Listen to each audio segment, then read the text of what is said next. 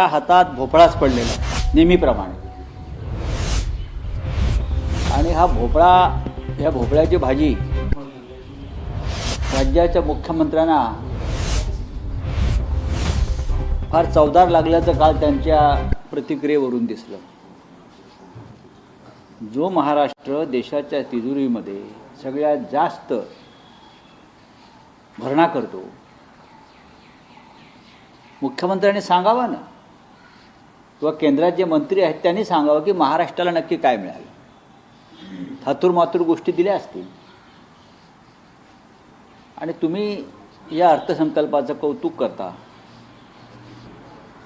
हे धक्कादायक आहे. महाराष्ट्राला कमजोर करण्याचे प्रयत्न जे सुरू आहेत असं मी म्हणतो आहे की महाराष्ट्राचं ओरबाडायचं आणि महाराष्ट्राला द्यायचं नाही. आज जी दिल्लीची शान शौकत आहे ही मुंबई आणि महाराष्ट्राच्या जोरावर आहे. पण काय आहे महाराष्ट्रासाठी? काय आहे? बुलेट ट्रेन, हायस्पीड ट्रेन, याचा आम्हाला काही उपयोग नाही आहे. हे गुजरातसाठी करताय तुम्ही. महाराष्ट्रामध्ये, मराठवाड्यामध्ये 2025मध्ये 2100 शेतकऱ्यांनी आत्महत्या केल्या. हे निर्मला सीतारामनांना माहीत नसेल तर मुख्यमंत्र्यांनी सांगायला पाहिजे. काय शेतकऱ्यांसाठी, कष्टकऱ्यांसाठी? ठीक आहे, नेहमीचंच आहे. शान शौकत आहे ही मुंबई आणि महाराष्ट्राच्या जोरावर आहे. पण काय आहे महाराष्ट्रासाठी? काय आहे? बुलेट ट्रेन, हायस्पीड ट्रेन, याचा आम्हाला काही उपयोग नाही आहे. हे गुजरातसाठी करताय तुम्ही. महाराष्ट्रामध्ये, मराठवाड्यामध्ये 2025मध्ये 2100 शेतकऱ्यांनी आत्महत्या केल्या.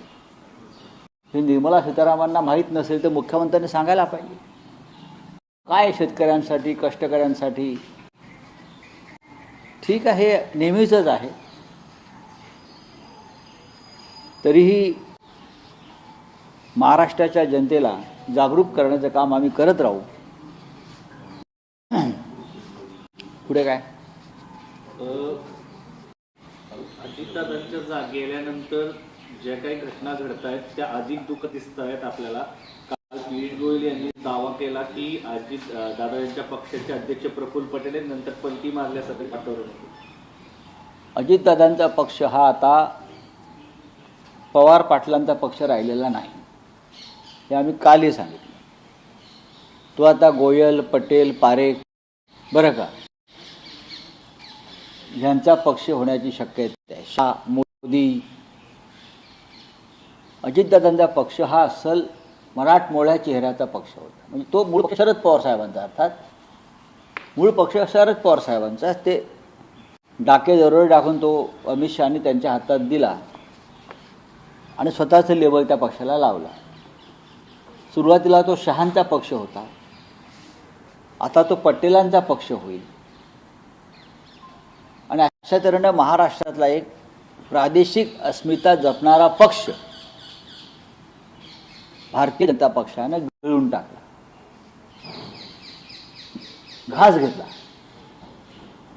याबद्दल जर त्या पक्षातील मराठी आमदारांना, खासदारांना आनंद होत असेल तर त्यांनी स्वतःला मराठी समजू नये. ही माझी भूमिका आहे.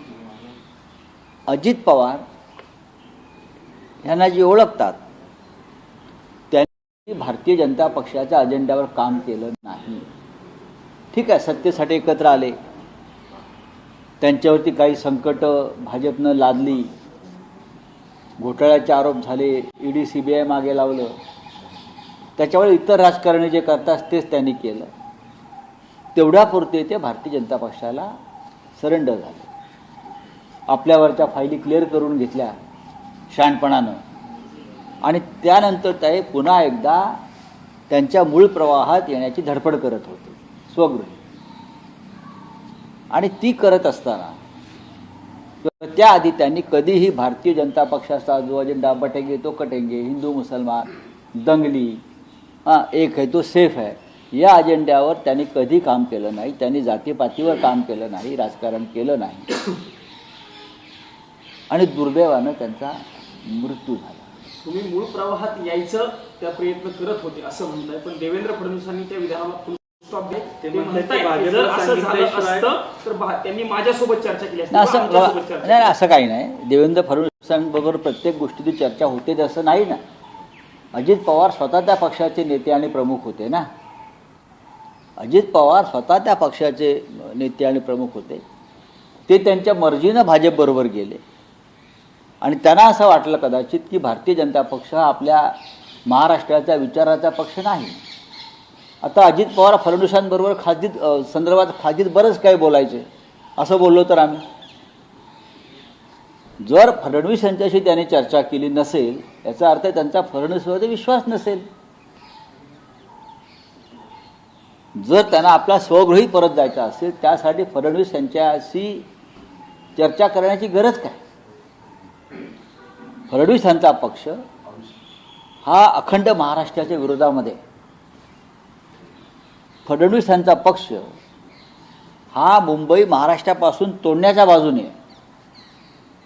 अशा वेळेला अजित पवारांसारखा नेता या भूमिकेवरती काम करू शकणार नाही हे आम्हाला माहिती आहे. अजित पवारांशी आमच्याही चर्चा होत होत्या ना. फडणवीसांनी स्वतःच आत्मचिंतन करावं की त्यांनी माझ्याशी आयुष्यावर चर्चा का केली नाही. इतर 100 लोक बोलतात ते खोटं आणि फडणवीस म्हणतात ते खरं. हे चुकीचं आहे. अजित पवार हे मूळ प्रवाहामध्ये येण्याच्या विचाराशी ठाम होते.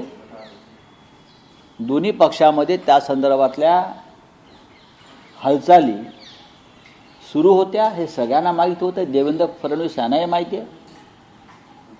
आज दादा नाहीत म्हणून दादांच्या नावावरती कोणती बिलं फाडू नये. पण असं का बोललं जातं. एकत्र आल्यानंतर तर त्यांची ताकद एनडीएची वाढली असती. पक्ष आता दादा नसल्यामुळं असं वक्तव्य केले जातं. काय नक्की उद्देश काय असतो. नाही, आता अजित पवारांचा पक्ष हा अमित शहांचा 100% गुलाम झालेला पक्ष. मांडलिकत्व जे त्यांना आहे ते स्वीकारावं लागेल. लोक सैरभैर अजूनही आहेत.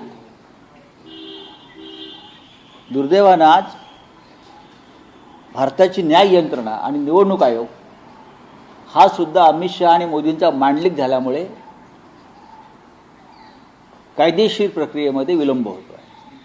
अजितदादांच्या अपघाताच्या संदर्भात घातपात आहे का असे प्रश्न अनेक उपस्थित केले पवार साहेबांनी जातात. अमोल मिटकरी यांनी असं म्हटलं. नाही, पवार साहेबांची जी क्लिअरिटी आहे ती पहिल्या दिवशी त्यांनी केली, पण हळूहळू त्यांनाही कळेल हे प्रकरण साधं नाही आहे. अमोल मिटकरी असं म्हणतात एक लक्षात की सहावी व्यक्ती कुठे नाही, आहे? प्रश्न असा आहे की अजित पवारांनी स्वगृही जाणे हा भारतीय जनता पक्षाचा पराभव होता. देशातल्या राजकारणाला कलाटणी देणारा तो निर्णय ठरला असता आणि भारतीय जनता पक्षाची जी दहशत आहे ती मोडून गेली असते. अजित पवार मागे फिरले असते तर. नंबर 1, अजित पवार जे वारंवार सांगत होते माझ्याकडे भारतीय जनता पक्षाच्या घोटाळ्याची फाईल आहे आणि मी उघड करीन, हे त्यांनी 15 जानेवारीला सांगितलं. हे त्यांनी 15 जानेवारीला सांगितलं आणि पुढल्या 10 दिवसामध्ये त्यांच्या विमानाचा अपघात होऊन त्यांचा मृत्यू झालेला आहे. हे रहस्यमय आहे. जस्टिस लोहियाची आठवण येते. या प्रकरणानंतर मला जस्टिस लोहियाची आठवण झाली, त्या प्रकरणाची आठवण झाली. मी कोणावरती आरोप करत नाही, पण या लोकांच्या मनातल्या शंका आहेत. अजित पवार यांच्या पक्षाचे एक आमदार अमोल मिटकर यांनी काही प्रश्न उपस्थित केलेले आहेत. मी ते वाचले आणि ऐकले. ते गंभीर स्वरूपाचे प्रश्न आहेत. अजित पवार यांच्यासारखा नेता विमानात बसतोय, कोणी प्रमुख व्यक्ती नाही, त्यांचा OSD नाही किंवा इतर काही गोष्टी नाही, विमानाचं मेंटेनन्सचं सर्टिफिकेट नाही. त्याच्यामुळे लोकांच्या मनामध्ये शंका येणार आहे. तुमच्याही मनात तशी शंका आहे? माझ्या मनात पहिल्या दिवशी शंका आली. ज्या दिवशी अजित पवारांनी सांगितलं की भारतीय जनता पक्षाच्या घोटाळ्याची फाईल माझ्याकडे आहे आणि योग्य वेळी उघड करेन, तेव्हाच माझ्या मनात धस झालं.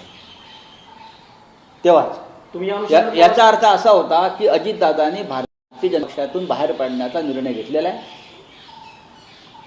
सरकारमधला एक डेप्युटी CM उघडपणे सांगतो की यांच्या घोटाळ्याची फाईल माझ्याकडे आहे. यांनी त्यावेळेला 1995च्या काळामध्ये काही कोटी रुपये सिंचन प्रकल्पाचं बजेट वाढवून ते पक्षनिधीमध्ये कसे वळवले हे जेव्हा अजितदादा सांग